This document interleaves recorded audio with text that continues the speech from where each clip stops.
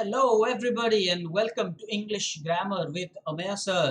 आज आपण इयत्ता 9वीतला धडा अभ्यासणार आहोत. Unit 3.4 think before you speak.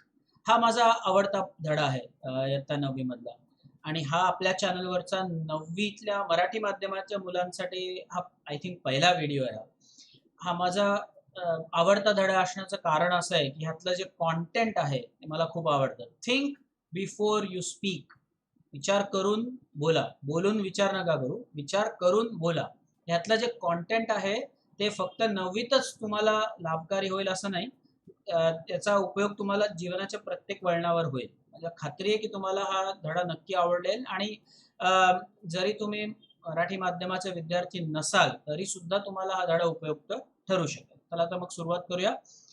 Think before you speak आणि मी शब्द उपयोग आता केला कॉन्टेंट. CONTENT. कॉन्टेंट आणि कंटेंट ह्यामध्ये भेद आहे. स्पेलिंग तेच राहते परंतु अर्थ बदलतो. कॉन्टेंट आणि कंटेंट. चला तर मग वर्ड पॅड वरती प्रथमतः आपण बघूया आणि मग धड्याला सुरुवात करूया. CONTENT. कॉन्टेंट म्हणजे इन्ग्रेडियंट, समाविष्ट असलेले. म्हणजे जे पाठ्यपुस्तकातले तुमचे जे धडे आहेत ते तुमच्या टेक्स्टबुकचं कॉन्टेंट आहे. Milk is an important content of ice cream. Content spelling same राहतं. आणि कंटेंट याचा अर्थ सॅटिस्फाईड किंवा happy. I am content with my life which I am. Okay, spelling same परंतु उच्चारानुसार त्याचा अर्थ बदलेल. कॉन्टेंट हा या धड्यातलं जे कॉन्टेंट आहे ते मला अतिप्रिय आहे, खूप आवडतं ते मला. तुम्हाला नक्कीच हा धडा आवडेल. Think before you speak. चला तर मग सुरुवात करूया. Think before you speak. Man was meant to listen more and talk less. या बाबतीत काही दुमत असण्याचं कारण नाहीये. नक्कीच जास्त ऐकलं पाहिजे आणि कमी बोललं पाहिजे. That is why as the great British statesman Benjamin Disraeli sed.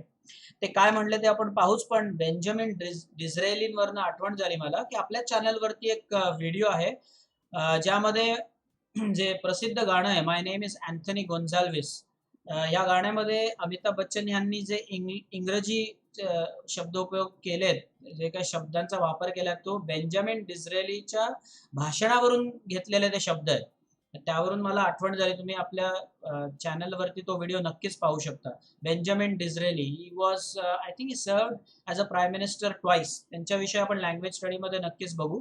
Now Benjamin डिझरेली वाचल्या माझ्या लक्षात आलं. तुम्ही तो व्हिडिओ पाहिला नसेल आपल्याच चॅनलवर तर नक्की बघा. माय नेम इज अँथनी गोन्झाल्विस चे शब्द, गाण्यातले इंग्रजी शब्द. अर्थ पाहून घेऊया. एंडोड, पण त्यापूर्वी आपण त्यांनी काय म्हटलंय ते स्टेटमेंट बघूया. त्यामध्ये हा एंडोड शब्द आहे. Nature has endowed man with 2 ears and 1 mouth. Benjamin Disraeli म्हणतात नेचर हॅज एंडोड म्हणजे गिवन और गिफ्टेड म्हणजे देऊ केलेले. निसर्गाने मानवास 2 कर्ण दिलेत, 1 मुख दिलंय. याचं तात्पर्य त्यातून आपण बोध ह्या घ्यायचा आहे की जास्त ऐकलं पाहिजे, श्रवण जास्त केलं पाहिजे, कमी बोललं पाहिजे. एंडोड चांगला शब्द होता. तत्पूर्वी एक शब्द होता स्टेट्समन. त्याचा अर्थ आहे a skilled and an experienced political leader. एक मुरब्बी राजकारणी. जसं म्हटलं ते युकेचे प्रधानमंत्री होते 2 वेळेला. Nature has endowed man with 2 ears and 1 mouth. If man was meant to talk more and listen less, he would have 2 mouths and only 1 ear. Imagine how we would have looked. How strange with 2 mouths on the 2 sides and 1 ear at the center. खरोखरी आपण फारच विचित्र दिसलो असतो. आणि म्हणून हा माझा आवडीचा पाठ आहे. याच्यामधून शिकण्यासारखं बरंच काही आहे. यावर आपण सविस्तर चर्चा ॲज अँड वेन मला योग्य वाटेल तेव्हा आपण करूच.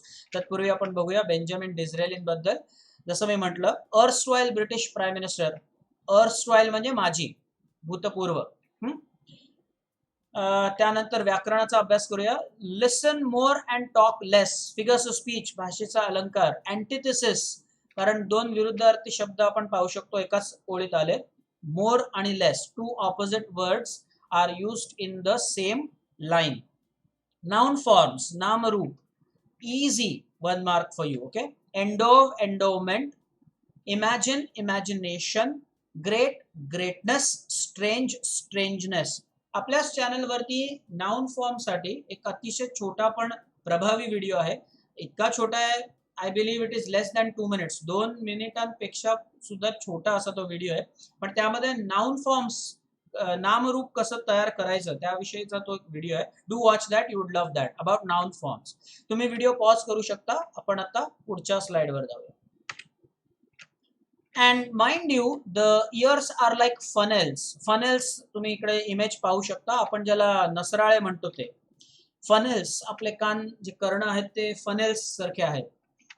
Open all the time. There is no door with which you can close them. आपण असे कान, हत्तीला जसा कंट्रोल असतो तसं आपल्या कर्णांवर आपला कंट्रोल नसतो. आपण कान बंद नाही करू शकत. कधी कधी वाटतं की तसं असतं तर बरं झालं असतं, पण तसं नाहीये. There is no door with which you can close them. Whereas if you have to speak even one single word, that word must pass through two walls, two fences. There is firstly the fence of these two rows of teeth. There is secondly the fence of the two lips. Before a word can be spoken, it has to pass, it has to pierce through these two walls, through these two fences. Therefore we must think at least twice before we utter a word. आपल्याला धडा हे शिकवू पाहतोय की बोलण्यापूर्वी आपण दोनदा विचार केला पाहिजे. आणि हे किती सत्य आहे. एकदा तुम्ही बोलून गेलात एखादी गोष्ट की ते शब्द तुम्हाला परत घेता येत नाहीत. जसं आपण म्हणतो ना की ॲरो हॅज लेफ्ट. बाण आपल्याला एकदा चालवल्यावर परत घेता येत नाही. त्याच प्रकारे ते आहे. दोनदा विचार करा. मी तर म्हणतो तीनदा विचार करा. कारण का धड्यामध्ये सुद्धा 3 प्रश्न सांगितले आहेत आपल्याला एका ग्रेट फिलॉसॉफरनी, की ते तुम्ही स्वतःला विचारा आणि मग ठरवा की बोलणं योग्य आहे एखादी गोष्ट किंवा नाही. शब्दार्थ बघूया. फनेल्स आपण पाहिला. फेन्स म्हणजेच बॅरियर, अडथळा, कुंपण. पियर्स म्हणजे फोर्स अ वे थ्रू. जेव्हा एखाद्या शब्दाचा आपण उच्चार करतो तेव्हा धडा आपल्याला सांगतोय की 2 बॅरियर्स, 2 अडथळे पार केल्यानंतर एखादा शब्द बाहेर येतो. पियर्स. ओके. आणि अटर म्हणजे से किंवा उच्चार करणे. भाषा अभ्यास बघूया. अनेक वचन आणि एक वचन याचा अभ्यास आहे. TOOTH टूथ एक वचन, दात. TEETH टीथ हे तसं अनेक वचन. त्याचप्रमाणे FOOT फूट आणि FEET फीट. आणि शेवटचं उदाहरण इंटरेस्टिंग आहे. गूस, GOOSE आणि त्याचं अनेक वचन होतं गीज. मी इमेजेस दिले आहेत म्हणजे समजायला सोपं जाईल ते तुम्हाला. इंग्रजी भाषेमध्ये जितके नियम आहेत तेवढेच अपवाद आहेत. किंबहुना मला तर कधी कधी असं वाटतं की अपवाद कदाचित जास्तच असतील नियमांपेक्षा सुद्धा. शक्यता आहे. आपण पाहिलं गूस, GOOSE त्याचं अनेक वचन होतं गीस, GEESE. पण ह्याचा अर्थ असा नाही की मॉन्गूसचं मॉन्गीज होईल. कारण का GOOSE आलं म्हणून मी म्हटलं की एखादा नियम प्रत्येक वेळे अप्लाय होईल, लागू पडेल असं नाही. अपवाद इंग्रजी भाषेमध्ये जास्त आहेत नियमांपेक्षा. अगदी ती शक्यता आहे, अतिशयोक्ती नाहीये. व्याकरणाचा अभ्यास नवीन काहीच नाही. मागच्या स्लाइडवर जे आपण पाहिलं तेच प्रश्न अजूनही आहेत. तुम्ही व्हिडिओ पॉज करा. आपण पुढे बघूया. मला उत्सुकता आहे की ते काय 3 प्रश्न आहेत. आधी एक इन्सिडन्स आहे, एक उत्तम असा एक किस्सा आहे. बघूया काय. A very wise man once remarked that one of the unspoken word you are a master. A very wise man once remarked that of the unspoken word you are a master, of the spoken word you are a slave. Slave चा अर्थ आहे गुलाम. याचा अर्थ आपण नीट समजून घेऊया. एखादा शब्द जेव्हा तुम्ही, एखादं वाक्य, एखादी ओळ तुम्ही बोलून गेलात एकदा की मग तुम्ही तुमच्या शब्दांचे गुलाम होता. तुम्ही ते बोलून गेलात की बोलून गेलात. बोलण्यापूर्वी मात्र तुम्ही मास्टर असता. म्हणून विचार करूनच बोललं पाहिजे आपण.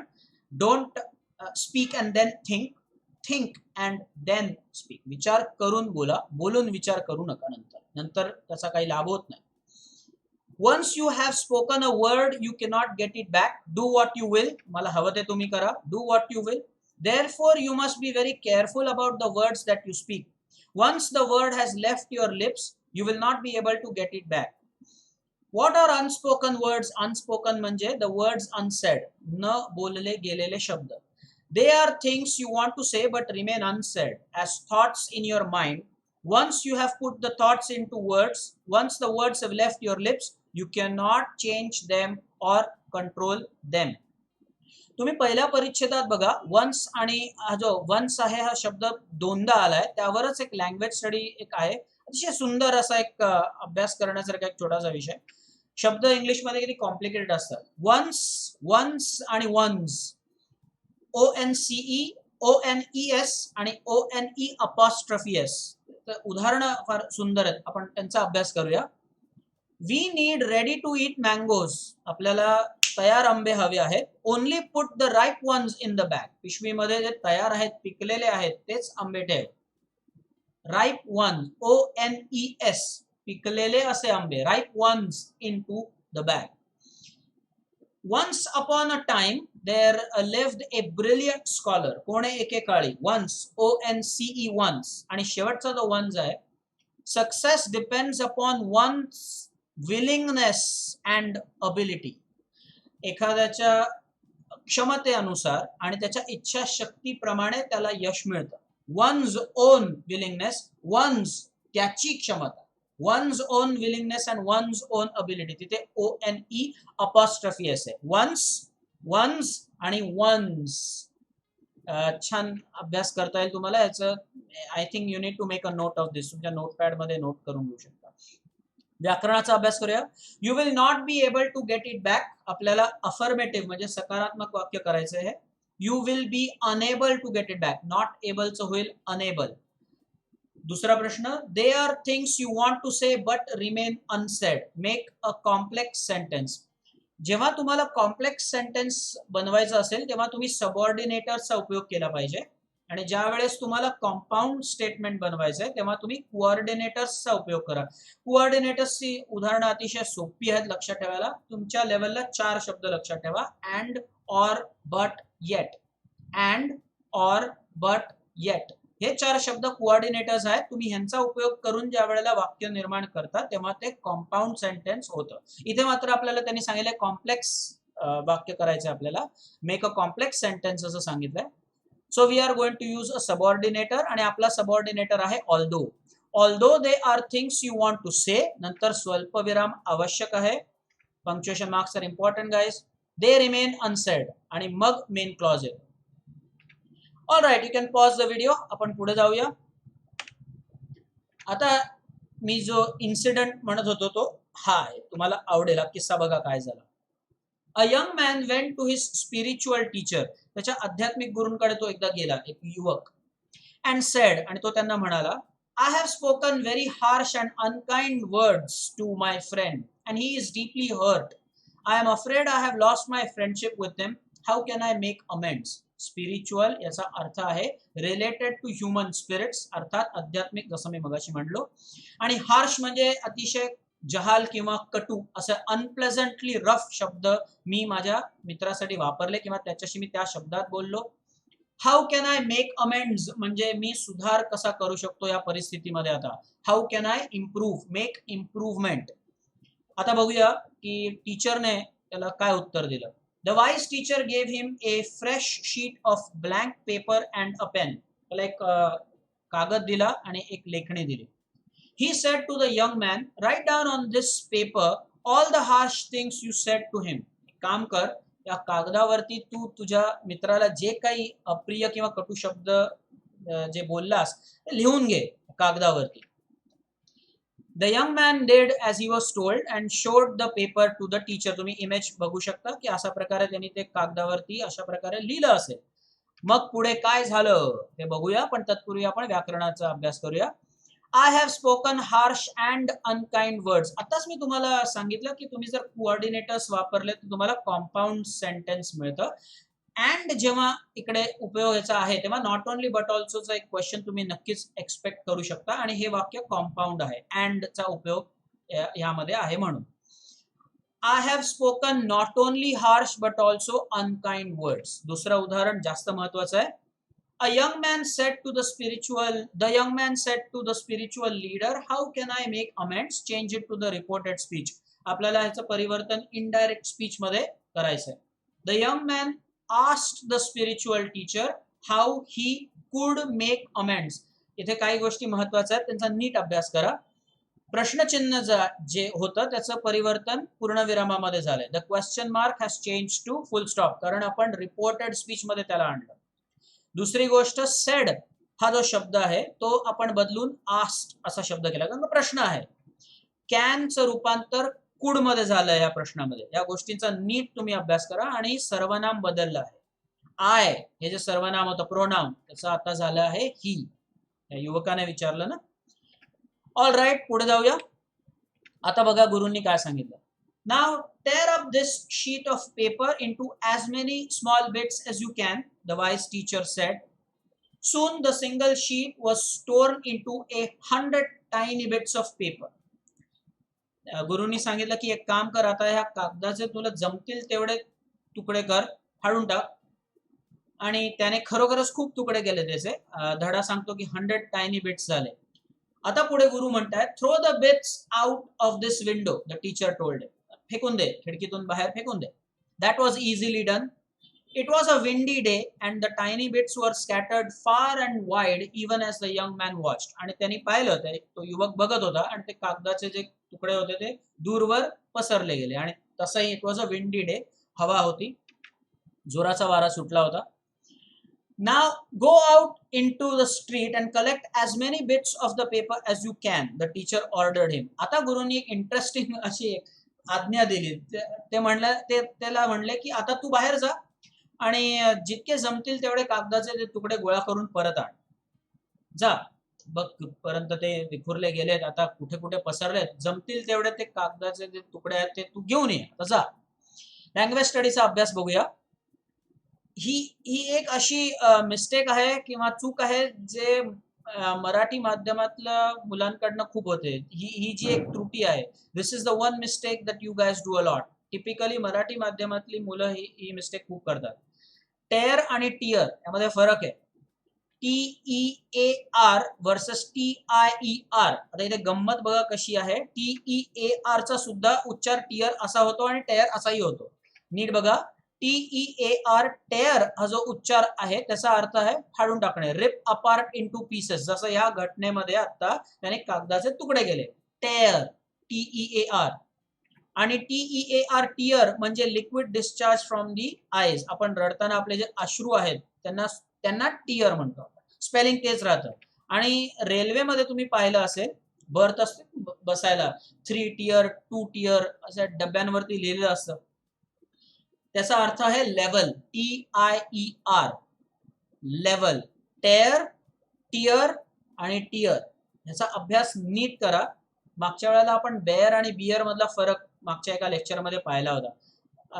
या गोष्टींचा जेव्हा तुम्ही अभ्यास करता त्यासाठी आय थिंक आपले व्हिडिओज फार चांगले असतात की नुसता धडा नाही, त्या अनुषंगाने ज्या काही गोष्टी येतात. आता TEAR टेअर हा या धड्यातला शब्द आहे, पण त्यावरून मला जे वाटतं की तुम्हाला माहित हवं अशा एंट्रीज आपण करतो.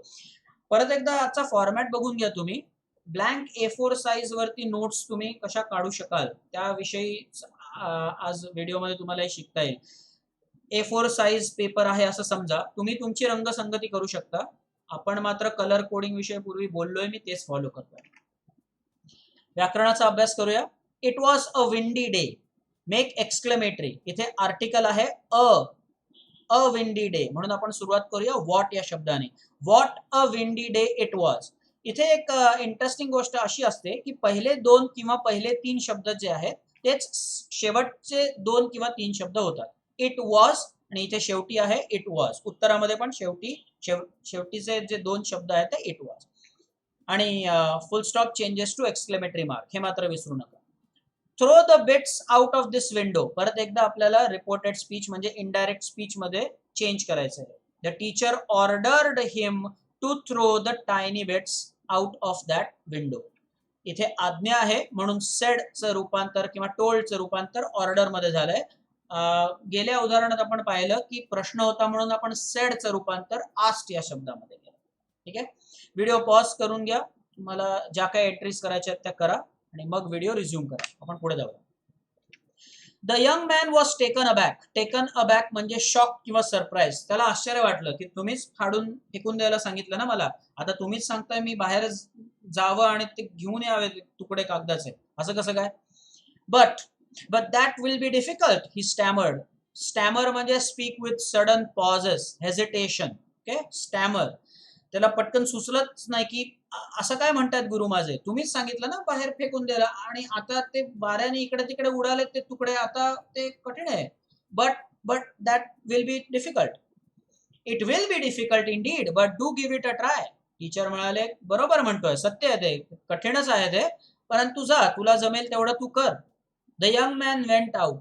ही return half an hour later. अर्धा तासाने तो परत आला. कसा परत आला? एक्झॉस्टेड म्हणजे पार थकून गेला होता तो. तुम्ही इमेज मध्ये बघू शकता, पूर्ण थकून गेला होता तो, त्यांनी खूप प्रयत्न केला असेल. He had not been able to get hold of a single torn bit from the paper he had torn up just a while earlier. त्या एवढ्या तुकड्यांपैकी त्याला एकही तुकडा परत आणता आला नव्हता. का मला खात्री आहे विंडी डे आपण पाहिलं होतं, खूप वारा जोराचा सुटला होता आणि ते खूप लांबवर पसरले गेले असतील ते, तर त्याला एकही तुकडा परत आणायला जमलं नाही. यावरून सुंदर बोध आहे बघा. This is what happens with the spoken word, the teacher said to him. Once you have spoken the words aloud, it is very difficult to take them back. Therefore, learn to think before you speak in anger. म्हणूनच तुम्ही जेव्हा तुम्हाला राग येतो, तुम्ही क्रोध येतो तुम्हाला, तेव्हा तुम्ही विचार करून तुमची प्रतिक्रिया ठेवा. आणि हे तुम्हालाच असं नाही, शिक्षकांना सुद्धा हे ज्ञान उपयोगाचं आहे. कधी कधी जेव्हा विद्यार्थ्यांकडून चूक होते तेव्हा निश्चितच त्यांना ओरडा मिळतो, नाही असं नाही. तेव्हा त्या शिक्षकांनी सुद्धा भान ठेवलं पाहिजे की कधी कधी फारच जहाल किंवा अतिशय कटू शब्दांचा उपयोग अनावश्यक जो आहे तो टाळला गेला पाहिजे, because that creates a big impact on the mind. तर ते टाळणं शक्य असतं. तुम्ही विचार करा आणि मग तुम्ही तुमची प्रतिक्रिया समोर ठेवा. That is exactly what the lesson wants to teach us. अतिशय सुंदर असा हा इन्सिडेंट आहे गाईज. लँग्वेज स्टडी बघूया. Verb forms, present, past form आणि पास्ट पार्टिसिपल फॉर्म हे इरेग्युलर वर्ब्स आहेत, म्हणजे ईडी निवळ लावून भूतकाळ झाला असं नाही. टेक, टूक, टेकन, गो, वेंट, गॉन, टियर किंवा टेअर रादर, टेअर, टोर आणि टोर्न ज्याचा उल्लेख इकडे आहे. Speak, spoke, spoken. ह्यांना म्हणतात इरेग्युलर वर्ब्स. फक्त ईडी लावून यांचा भूतकाळ झालेला नाही, ना म्हणायचं इरेग्युलर वर्ब्स. व्याकरणाचा अन्य काही अभ्यास हो आहे. It will be difficult Indeed but do give it a try. Although आपल्याला त्यांनी सांगितलं तुम्ही वापर करा, म्हणजेच आपल्याला कॉम्प्लेक्स करायचंय. आपण मागील एका उदाहरणामध्ये पाहिलं, त्यांनी सांगितलं होतं मेक इट कॉम्प्लेक्स, आपण सबऑर्डिनेटर वापरलं ऑल्दो. असं कधी कधी ते स्वतःच सोपं करून बोर्ड आपल्याला सांगतो तुम्ही ऑल्दो वापरा, म्हणजेच आपण चक्क इथे हे वाक्य कॉम्प्लेक्स करतो आहोत. I am sure you are loving this. So this is how they can ask. ते एकतर सांगतील की तुम्ही कॉम्प्लेक्स वाक्य करा किंवा ते सांगतील ऑल्दोचा उपयोग करून ते परत एकदा लिहा. एकच आहे.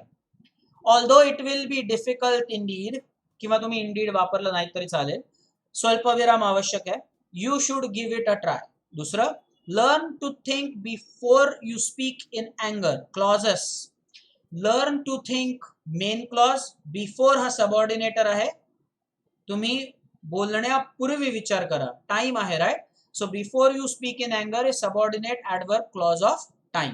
अतिशय सुंदर प्रश्न होते आणि ही जी घटना आहे, किस्सा आहे, फारच इंटरेस्टिंग आहे. कायम हा लक्षात ठेवा की फाडून टाकायला, तो कागदाचे तुकडे करायला गुरुनीच सांगितलं आणि नंतर ते इतके दूरवर गेले की त्याला नंतर एक तुकडा परत आणायला जमला नाही. त्या समानच आपण जे शब्द एकदा बोलून जातो मग आपण त्यांचे गुलाम असतो, त्या शब्दांचे आपण नंतर काहीच करू शकत नाही. तुम्ही ऐकलं असेल की तुमच्या आईवडिलांनी कदाचित तुम्हाला ही एक ट्रिक शिकवली असेल की जेव्हा तुम्हाला खूप राग आलेला असतो तेव्हा प्रतिक्रिया देण्यापूर्वी तुम्ही उलट मोजा, उलटे 10 आकडे मोजा, 10, 9, 8 मनातल्या मनात. कदाचित तुमचा राग थोडासा शांत होतो आणि मग तुम्ही एवढं अप्रिय बोलत नाही, किंवा रागाच्या भरात आपण अनावश्यक तर बोलतोच पण जे योग्य नाही असेही शब्द आपण त्यांचा वापर करतो, ते चुकीचं आहे. Sometimes we really cross the limits. ते रागाच्या भरात होतं, म्हणूनच तुम्ही विचार करूनच बोललं पाहिजे. म्हणून मी म्हटलं की ह्या धड्यातलं जे कॉन्टेंट आहे ते फक्त 9वी पुरतं नाहीये, तर आयुष्याच्या कुठल्याही वळणावरती हा धडा अतिशय महत्वाचा आहे. पुढे जाऊया, तुम्ही व्हिडिओ पॉज करू शकता. सॉक्रेटस एक फिलॉसॉफर होता सॉक्रेटस, आणि याचीच इमेज, सॉक्रेटसचीच इमेज आपण पहिल्या स्लाइडवर ठेवली होती. Socrates was one of the wisest men of the ancient world. Great philosopher आणि अतिशय प्रसिद्ध असा एक फिलॉसॉफर, विचारवंत. Many were the youth whose lives he influenced for the better. अनेक युवकांना त्यांनी प्रेरणा दिली. सॉक्रेटस काउन्सल्ड म्हणजे ॲडवाइस देणे, उपदेश देणे. काउन्सल्ड हिज डिसायपल्स म्हणजे त्याचे शिष्य, to keep their mouth shut. त्याने खूप वेळेला ही गोष्ट त्यांच्या ध्यानी आणून दिली होती की माणसाने जास्त ऐकलं पाहिजे आणि कमी बोललं पाहिजे. यावर be on the main cam नाव, यावर मला जास्त स्पष्टीकरण द्यावंसं वाटतंय. एक गोष्ट लक्षात ठेवा, फार महत्वाची आहे. का ऐकलं जास्त पाहिजे आणि बोललं कमी पाहिजे? जेव्हा तुम्ही बोलता त्यावेळेस तुम्ही तेच बोलू शकता जे तुम्हाला माहित आहे, ज्या विषयीचं ज्ञान तुम्हाला आहे ऑलरेडी, तेच तुम्ही बोलू शकता. Can I speak something that I don't know? मला जे माहीतच नाही त्याविषयी मी कसा बोलू शकतो? ते येणारच नाही ना. ते शब्द बाहेरच कसे पडतील जे मला माहीतच नाही? त्याविषयी मी कसं बोलू जे मला माहीतच नाही? म्हणून आपण जास्त ऐकलं पाहिजे. Wien you listen you grow. आता हे जे लेक्चर तुम्ही ऐकताय, ज्या काही एंट्रीज आपण पाहिल्या, मला खात्री आहे तुमचं ज्ञान वाढलं असेल. मी तुमच्या बरोबर तेच शेअर केलं जे मला माहिती आहे already, the things that I know. म्हणून मला माझं जर व्यक्तिमत्वाचा विकास करायचा आहे तर मी हे जे लेक्चर रेकॉर्डिंग आहे त्यानंतर मी माझा अभ्यासही केला पाहिजे. अतिशय महत्वाचा मुद्दा आहे. शिक्षकांनाही अभ्यास करावा लागतो, अतिशय महत्वाचं आहे. So listen to good stuff, listen to good speakers. आपण जे वर्तमानपत्र वाचतो ते तेवढ्यासाठीच, पुस्तकं वाचतो. आता तुम्हाला पटकन समजा एखाद्या विषयावर सांगितलं तुम्ही बोला, तुम्ही काय कराल? तुम्ही आठवाल की ह्या विषयी मी काय अभ्यास केलाय का, हे मी कुठे ह्या विषयी काही वाचन केलंय का, कोणाचं कधी बोलणं ह्या विषयी मी काही ऐकलंय का? तेच तुम्ही बोलाल. जे तुम्हाला माहीतच नाही ते तुम्ही कसं बोलाल? That is why you should listen. जेव्हा तुम्ही ऐकता तेव्हा तुमच्याकडे कॉन्टेंट, परत एकदा कॉन्टेंट वाढतं आणि मग प्रसंगी तुम्ही ते दुसऱ्यांबरोबर शेअर करू शकता. यावरून अजून एक चांगला धडा असा आहे की तुमच्यापेक्षा जे अधिक ज्ञानी लोक आहेत त्यांच्या सहवासातही तुम्ही राहायला पाहिजे, आणि तुमच्यापेक्षा जे थोडे ज्ञान ज्यांना कमी असेल त्यांच्या बरोबरही तुम्ही वेळ घालवला पाहिजे. त्याचं कारण असं आहे की तुमच्यापेक्षा जे ज्ञानी आहेत त्यांच्या सत्संगात जेव्हा तुम्ही राहता तेव्हा ते तुम्हाला 4 गोष्टी नवीन शिकवतात, तुमचा व्यक्तिमत्वाचा विकास होतो. जेव्हा तुम्ही अशा लोकांच्या संगतीत असतात ज्यांचं ज्ञान तुमच्या एवढं नाहीये, तेव्हा तुम्हाला ज्या गोष्टी माहिती आहेत त्या तुम्ही त्यांच्याबरोबर शेअर करून त्यांनाही तुम्ही शहाणं करू शकता, ज्यांना त्याची आवश्यकता आहे, ज्ञान दाखवण्यासाठी नव्हे. ओके. संत रामदासांनी सांगूनच ठेवलं आहे ना आपल्याला की अवघे शहाणे करून सोडावे सकळ जन. ते सगळ्यांशी तुम्ही ते शेअर करा. नॉलेज जे आहे ते वाटल्याने वाढतच. So listen more and talk less. Share करा असं वाटलं. I hope you enjoyed it. तर सॉक्रेटिस बद्दल आपण बोलत होतो.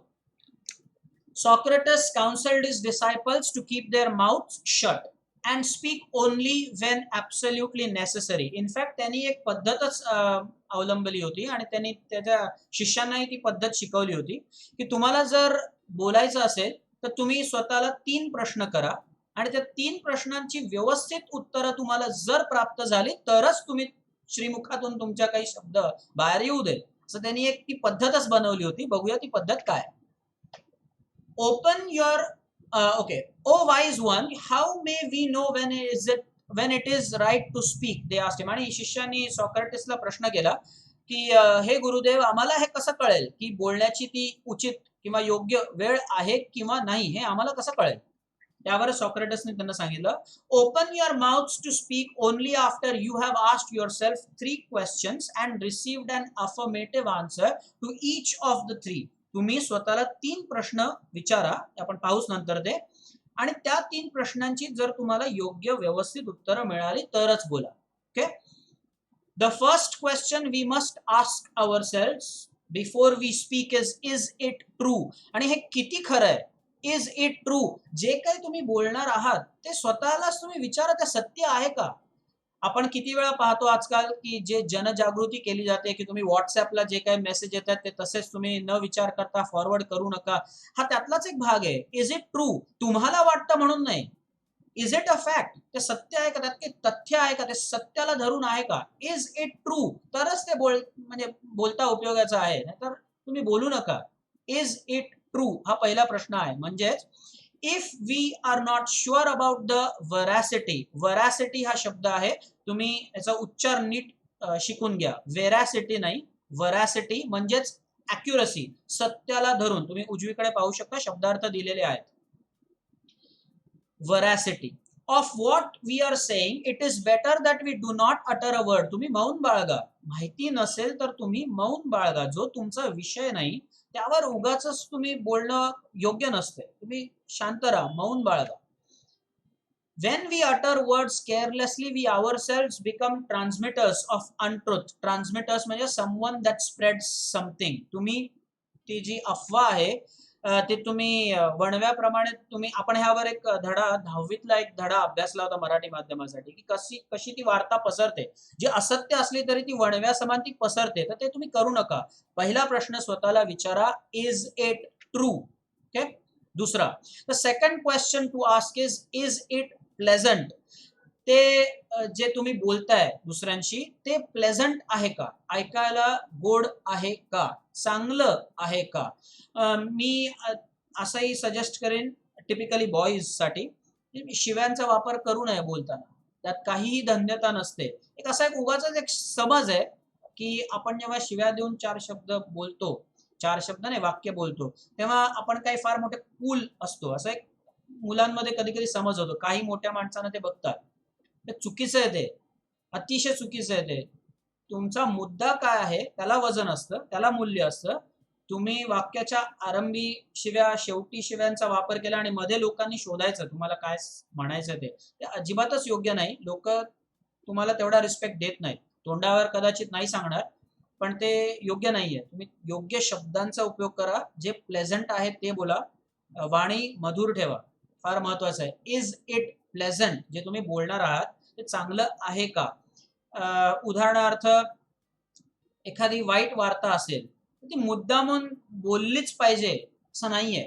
एक उदाहरण देतो. एखादा मुलगा दत्तक आहे, दत्तक घेतलेला तुमचा एक मित्र आहे आणि त्याला अडॉप्ट केलंय, त्याच्या आईवडिलांनी अडॉप्ट केलंय. He is an adopted child. तर हे प्रत्येक वेळी त्याला भेटल्यावर सांगितलंच पाहिजे का, ए तुला माहितीये का तू दत्तक घेतलेला मुलगा आहे का. इज इट प्लेझंट, हे त्याला माहिती आहे. तुम्ही मेहरबानी करून हे त्याला सांगण्याची आवश्यकता नाहीये. फार महत्वाचं आहे. त्यामुळे इथे मी कटू सत्याबद्दल बोलत नाहीये, ते तुम्ही विश्वासात घेऊन तुमच्या मित्रमैत्रिणी नक्की सांगू शकता. पण इथे मी एक जनरल प्रिन्सिपल म्हणून सांगतोय, इज इट प्लेझंट, असं नक्कीच स्वतःला तुम्ही विचारा की जे काय तुम्ही बोलताय ते प्लेझंट आहे का, मधुर आहे का, ऐकायला वातावरण दूषित होईल का जे काय तुम्ही बोलताय. आणि मी शिव्यांबद्दल बोलतच होतो की जेव्हा बॉईजना असं वाटत असतं, गर्ल्सही काही कमी नाही आहेत, मी काही वेळेला शॉक झालेलो आहे, पण तरी जनरली बॉईज बद्दल आपण ही चर्चा सीमित ठेवूया. त्यांना असं वाटत असतं की सर, मला कित्येक बॉईज सांगतात की सर अहो आम्ही आमच्याच ग्रुपमध्ये बोलतोय. तुम्ही तुमच्याच ग्रुपमध्ये बोलत जरी असाल तरी ते एवढ्या जोरात बोलतात की आजूबाजूला वृद्ध मंडळी आहेत, लहान मुलं आहेत, महिला जात आहेत, तर त्यांना आत्ताच आपण धड्यामध्येच पाहिलं की कान बंद तर करता येत नाहीत ना. तुम्ही जे बोलता आहात ते त्यांना ऐकायला लागतंय. ती मेहरबानी त्यांच्यावर होतीये, अमृतवाणी तुमची ऐकायला लागतीये. तुम्ही विचार केला पाहिजे की तुम्ही जरी ते तुमच्या मित्राला उद्देशूनच तुम्ही बोलला असेल जरी, तरी आजूबाजूच्या व्यक्तीस ते ऐकायला लागतं, तर तुम्ही त्याचं भान ठेवा. दुसरा प्रश्न आहे, इज इट प्लेझंट. ओके, पुढे जाऊया, याचा अर्थ बघूया. Is it pleasant. Many are the empty remarks and vain statements. इथे VAIN वेन आहे, आपल्या शरीरातली जी वेन आहे VEIN असं नाहीये. युजलेस, निरुपयोगी, VAIN वेन. अर्थ शून्य असं काहीतरी जे असेल ते तुम्ही बोलणं टाळा. That many people make in idleness to hurt others. Gossip तर कधीच करू नका.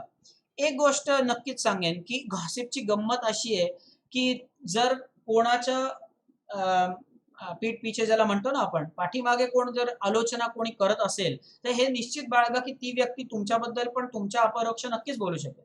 ही गॉसिप करण्याची सवय टाळा. एखादं मत तुम्हाला मांडायचं असेल तर त्या व्यक्तीस तुम्ही थेट भेटा आणि सरळ सांगा. गॉसिप टाळा. अनप्लेझंट गोष्टी टाळा.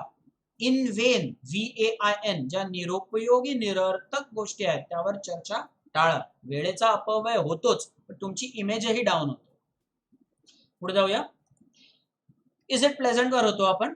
It is better that these unpleasant words remain unspoken. त्यापेक्षा ते न बोललेलं बरं. तुम्ही बऱ्याच वेळेला पाहिलं असेल, तुमच्या आई वडिलांकडूनही ऍक्च्युली शिकण्यासारखं आहे गाईज.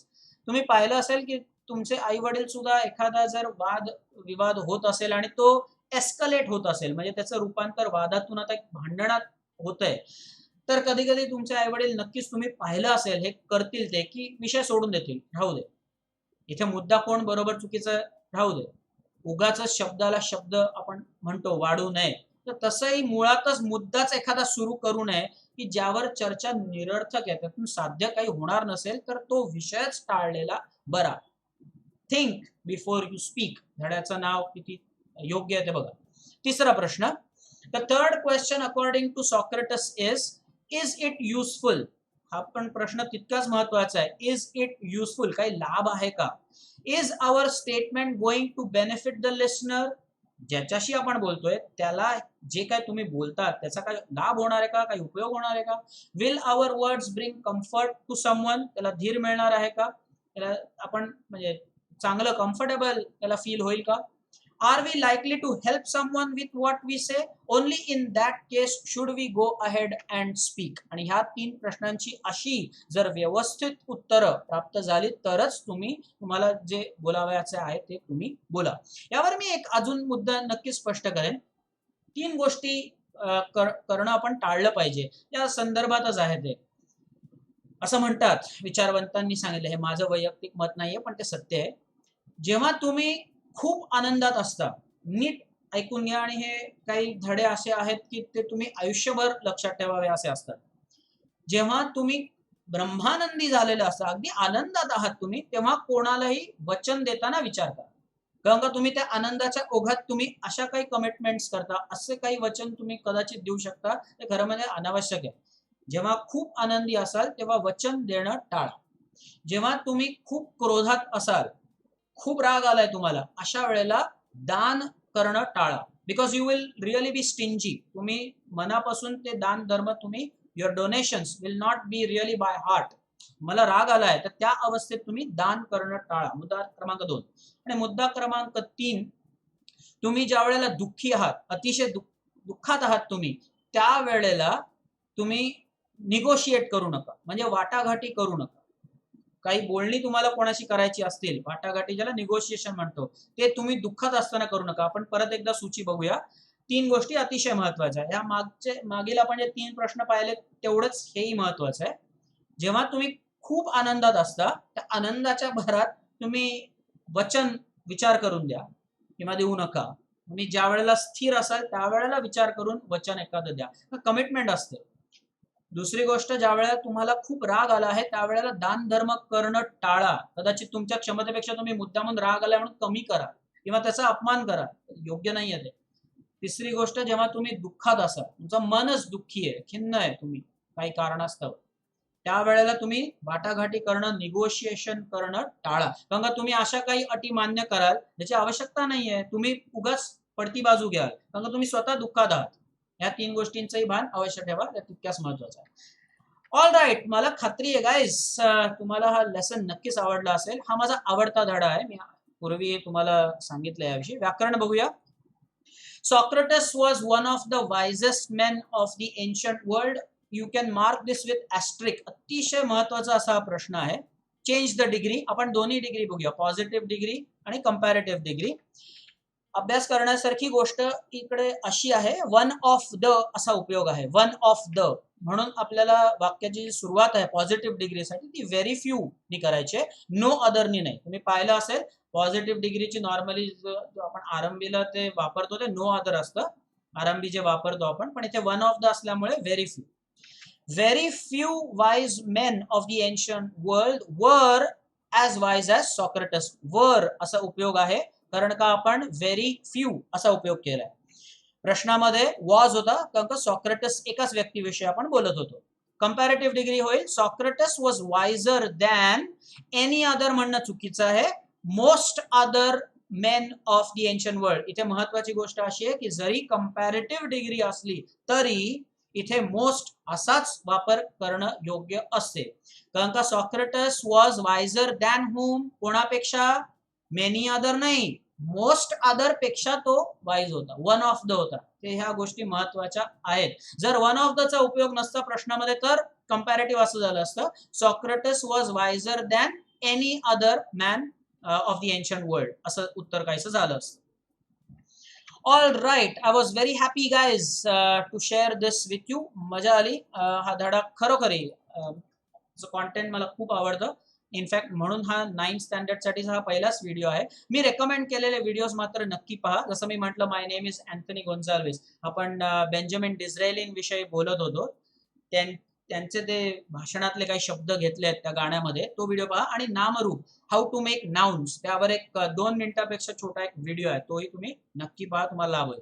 आशा करतो की तुम्हाला एक्सप्लेनेशन आवडलं असेल आणि कॉमेंट्स नक्की करा किंवा ईमेलद्वारे मला कळवू शकता.